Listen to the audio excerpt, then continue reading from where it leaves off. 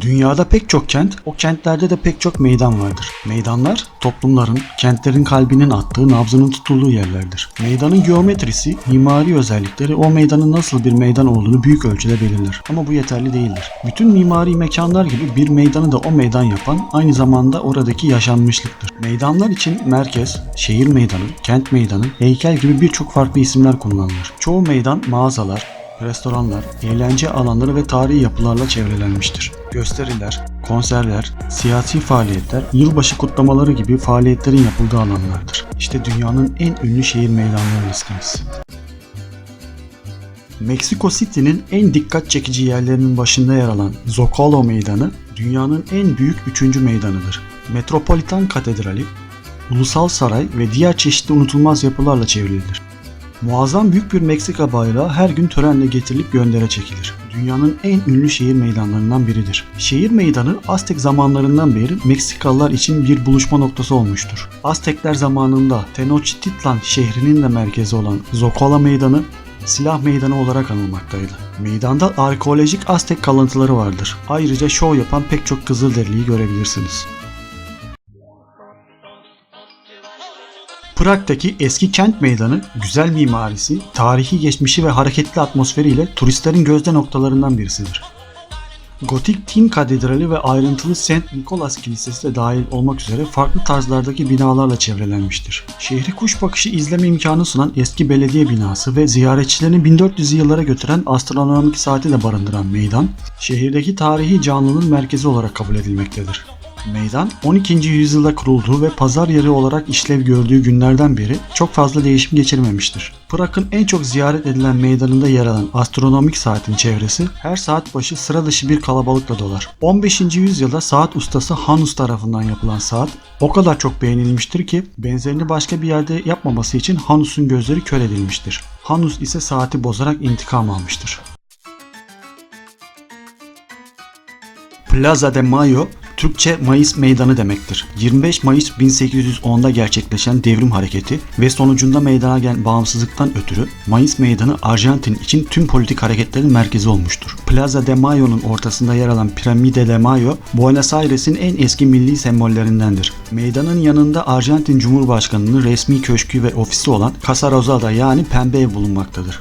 Ayrıca Mayıs Meydanı anneleri adıyla 1976-1983 yılları arasında askeri darbe ve sonrası çocuklarını bir daha görmeyen ve bunu 39 senedir sembolleri olan beyaz başörtüsü ile protesto eden annelerin protesto gösterileri bu meydanda yapılmaktadır. Hala her hafta Perşembe günü bu protestoyu gerçekleştiriyorlar.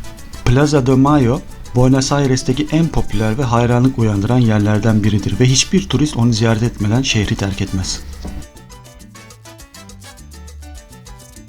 James Bond serisinin 22. filmi olan Quantum of Solace'ın başlangıç sahneleri İtalya'nın at yarışları ile ünlü Siena şehrinde çekilmiştir. Ana sahnelerin çekildiği Piazza del Campo bir deniz kabuğu formunda yapılmış olup atların kat ettiği her tur 333 metredir. 17 mahallenin 2 Temmuz ve 16 Ağustos tarihlerinde ve sadece yılda 2 defa yarıştığı bu alan tarafsızlık ilkesine bağlı olmak adına hiçbir mahalle sınırları içinde değildir. Yarış bu meydanda başlayıp Siena'nın o daracık sokaklarında devam etmektedir. Her yıl milyonlarca turist bu at yarışını izlemek için Siena'ya akın etmektedir. Siena'nın en önemli ve turistik olan bu meydanı buram buram tarih kokmakta ve 12. yüzyılda açık hava pazarı yeri olarak kullanılmıştır. Kafeleri ve restoranları gece ve gündüz dolu olan meydan ziyaretçilerini alıp orta çağa götürür. Yarış öncesi Piazza del Campo meydanında atlar hazırlanır. Hazırlık turları yapılır. Yarış günü Piazza del Campo meydanı turistler ve Siena halkı ile dolup taşar. Bu yarış için 17 semtin en iyi atları seçilir. Yarışı kazanan at ve o semte ait bayrak, yarış biter bitmez tüm şehir ahalisi ile birlikte Siena sokaklarına tur atar. Bu meydan UNESCO tarafından Dünya Kültür Mirası listesinde de yer alıyor. Trafalgar, Londra'nın en büyük meydanıdır. Meydan, taşıdığı tarihi değerin yanı sıra barındırdığı anıt ve heykellerle kültürel miraslara da ev sahipliği yapmaktadır. Kentin kalbi olan bu meydan, kraliyet düğününden halk konserlerine, kutlamalardan festivallere ve protesto gösterilerine kadar çok sayıda sosyal ve siyasal etkinliğe ev sahipliği yapar. Trafalgar Meydanı 1805 yılında Trafalgar Savaşı'nda Napolyon'un deniz kuvvetlerine karşı Lord Horatio Nelson'ın zaferini simgeler. Meydanın merkezinde Lord Nelson'ın Londra'ya baktığı uzun bir büstün üstünde olan bir heykeli bulunmaktadır. Heykelin etrafında 4 aslan heykeli ve geniş su havuzu bulunmaktadır. Trafalgar Meydanı'nda bulunan en önemli merkezlerden biri de The National Gallery'dir. Müzede Orta Çağ'dan 20. yüzyıla kadar Kuzey Avrupa'dan 2000 resim yer almaktadır. Galeride Torricelli, Leonardo da Vinci, Van Gogh gibi çok sayıda sanatçının eşsiz eserini görme fırsatı bulursunuz. Ayrıca National Gallery'deki ünlü ressam Gentile Bellini'nin Fatih Sultan Mehmet tablosunu da görebilirsiniz. Galerideki resimler kamuoya aittir ve ücretsiz olarak gezilebilir. Galeride ayrıca çocuklara ve yetişkinlere yönelik özel sergiler, dersler, video, ses ve görsel programlar ile rehberli turlar bulunur. Trafalgar Meydanı çok uzun yıllar boyunca dünyanın en işlek ve en ünlü meydanı olarak kaldı ve bugün turistler için Londra ziyaretinin olmazsa olmazıdır.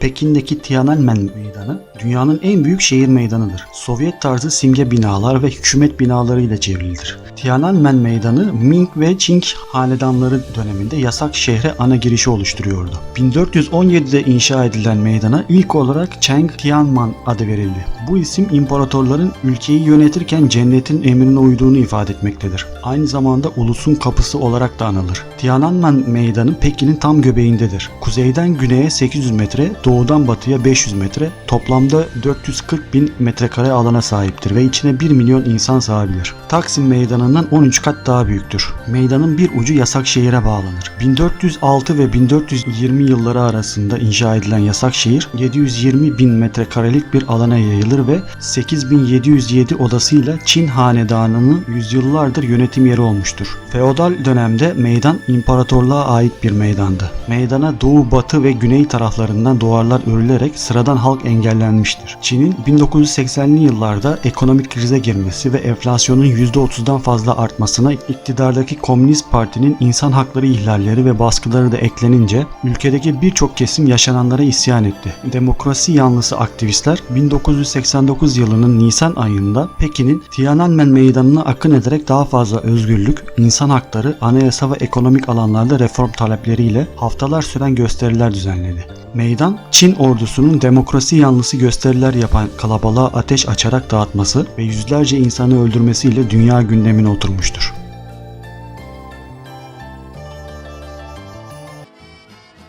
Aziz Petrus Meydanı dünyanın en küçük devleti olan Vatikan'ın ünlü meydanıdır. Meydan, her yıl binlerce Katolik'in ibadet için geldikleri Aziz Petrus Bazilikası'nın önünde geniş bir alan üzerinde yer alır. Alan dünyanın en büyük meydanlarından biridir. Meydan, Napolili sanatçı, heykeltıraş ve mimar Gian Lorenzo Bernini tarafından Papa 8. Alexander için 1656-1667 yılları arasında yaptırılmıştır. Meydanı çevreleyen sütunlar dizisinin her birinin başında 140 farklı aziz heykeli bulunmaktadır. Meydanın kapasitesi yaklaşık olarak yarım milyon kişidir. Meydanın ortasında yer alan ve M.Ö. 1. yüzyıldan kalma dikili taş İskenderiye'den getirilip 1586 yılında bulunduğu konuma 150 at ve 47 vinç yardımıyla dikilmiştir. Aziz Petrus Meydanı'nda 2 adette çeşme yer almaktadır. Sol bölümde yer alan çeşme Bernini'nin, sağ tarafta yer alan çeşme ise Domenico Fontana'nın eseridir. Papa eğer konutundaysa çarşambaları genellikle saat 10.30'da ziyaretçilere hitap eder. Pazar günleri ise öğle vakti pazar ayini için dairesinin penceresinde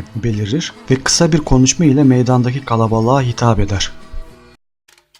Cema El Fina Meydanı, gündüz ve gece olarak farklı hayatlar barındıran Marrakeş'in en ünlü turistik merkezidir. Gündüz dingin bir havaya sahipken akşam tam bir panayır alanına dönüşmektedir. Seyyar lokantalar kısa bir süre içerisinde tüm meydanı dolduracak şekilde kurulmakta ve havanın kararmasıyla birlikte dinginliğin yerini hareketli bir zamana bırakmaktadır. Meydanda neredeyse akla gelecek her şeyi görmek mümkün olmaktadır. Özellikle maymun terbiyecilerin ve kobraları kaval benzeri bir müzik aletiyle dans ettirenlerin gösterileri, Cema El Fina gecelerinin vazgeçilmezi halini almıştır. Falcılar birçok yerde karşınıza çıkmaktadır. Çeşitli el işçilikleri tercihleri özellikle hediyelikler için uygun seçenekleri oluşturmaktadır. Meydanın arka tarafındaki çarşı, Fas'ın kendine özgü terlikleri, seramikleri, tütsücüleri gibi onlarca materyalin bulunabileceği büyük bir labirent şeklindedir. İstanbul'un kapalı çarşısına benzer bir yapıda olsa da daha karmaşıktır. Cambazlar ve dansçılar her yerde gösteri yapmakta, dövmecilere ve yerel kıyafetli su satıcılarına sık rastlanılmaktadır. Akşamları hava biraz daha serin olduğundan seyyar lokantalarda sıcaktan bunalmadan farklı tatları deneme fırsatı oluşmaktadır. Fas'ın kendine özgü Moraş çayı, meydanın izlenebileceği daha yüksekteki kafelerin teraslarında farklı bir keyif sunmaktadır. Kızıl Meydan, Moskova'nın merkezinde yer almaktadır. Aziz Basil Katedrali, Devlet Tarih Müzesi, Lenin'in Mozolesi ve Kremlin Sarayı tarafından çevrelenmiştir. Rusya'nın dünyaca tanınan yerlerindendir ve genellikle turistlerin Moskova'daki ilk durağıdır.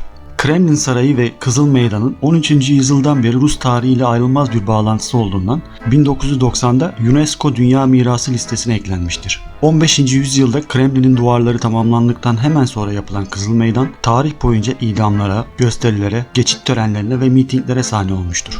Eskiden kentin merkezindeki en büyük pazar alanı olan bu meydan, Moskova'yı Rusya'nın belli başlı kentlerine bağlayan yolların kavşağıydı. Meydanda değişik zamanlarda konutlar, kiliseler, halk tiyatrosu ve bir basım evi yer almıştır. Moskova'nın ilk halk kütüphanesi ile ilk üniversitesi burada kurulmuştur. Ayrıca Kremlin Sarayı'na ev sahipliği yaptığı için meydanın önemi daha çok artıyor. Kasım ayının başlarında Moskova'yı ziyaret ederseniz Kızıl Meydan'da Kızıl Ordu'nun tören geçişini izleyebilirsiniz. Kızıl Ordu 7 Kasım 1941 yılında Nazi Almanyası'na karşı savaş açtığından her yıl Kasım ayında çeşitli tören geçişleri yapılıyor. Meydanda bulunan en önemli yapılardan biri Kremlin Sarayı'dır. 1147 yılından beri ayakta duran bu yapı Moskova'nın simgelerinden biri haline gelmiştir. Tarihte pek çok çara ev sahipliği yapmıştır. Ayrıca çarlar taç giyme törenlerini Kremlin Sarayı'nda gerçekleştirmişlerdir. Times Meydanı kimi zamanlar The Center of the Universe, yani başka bir ifadeyle evrenin merkezi olarak lanse edilirdi. Bazıları da bu bölgeye dünyanın kalbi demektedir. Her ne şekilde ifade edilirse edilsin, Times Meydanı dünyanın en işlek noktaları arasında yer almaktadır. 1904 yılının yılbaşı akşamı Times Meydanı'na ismini veren New York Times'ın meydandaki yeni binalarına taşınmasının havai fişeklerle kutlanmasıyla yeni bir gelenek başladı. Ve her yılbaşı bu meydanda havai fişeklerle kutlanmaya başlandı. Bu gelenek hala devam etmektedir.